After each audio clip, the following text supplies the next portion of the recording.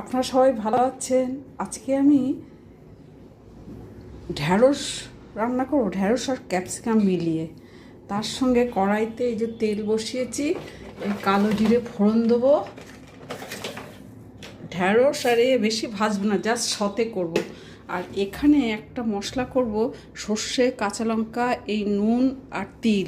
আমি বেশিরভাগ সর্ষের সাথে নয়, ক্যাপসিকাম আর ঢ্যাঁড়স দিয়ে দিলাম, নুন আর হলুদ দিলাম। ঢ্যাঁড়সের ঝাল কিংবা চচ্চড়িতে সর্ষে একটু না দিলে ভালোও লাগে না। যদিও সর্ষেতে খুব গ্যাস হয়, সেই জন্য কমই ব্যবহার করি। বেশিরভাগ জিরে টিরে বাটা দিয়ে করা হয়, কিন্তু সর্ষে দিলে তার আরও উত্তম হয়, তার স্বাদই আলাদা।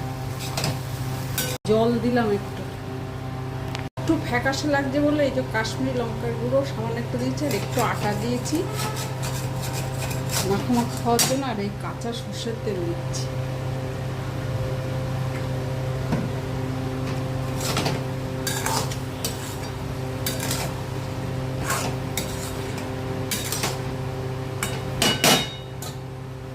মিনিট খানিক করে ঢেকে রেখে অফ করে দেবো।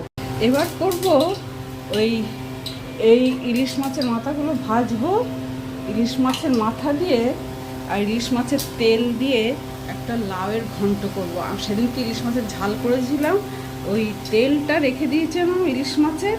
আর সেদিন ঝাল করেছিলাম সর্ষে, নারকেল, কাঁচা লঙ্কা বাটা দিয়ে, সেই তেলের মধ্যে একটু এই মশলাটা রেখে দিয়েছিলাম। এই যে এইটা দিয়েই করব।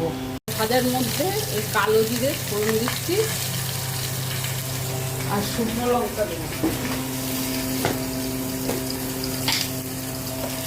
এই যে শুকনো, এবার এই মশলাটা দিয়ে দেবো।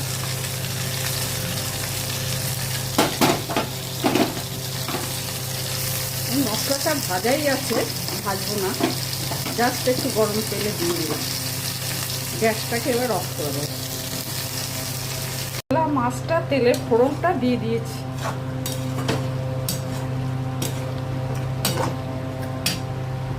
একটু আটা দিয়েছে মাখা হওয়ার জন্য, আর যেহেতু লাউ ওই জন্য একটু মিষ্টি দিয়েছি।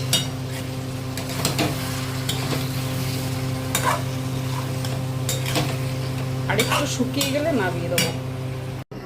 সর্ষে আর তিল বাটা দিয়ে ঢ্যাঁড়স চচ্চড়ি, আর এটা লাউ, সর্ষে আর নারকেল বাটা দিয়ে এই ইলিশ মাছের মাথা দিয়ে লাউ দিয়ে ঘন্ট। আজকে দুপুরে এটাই খাবো।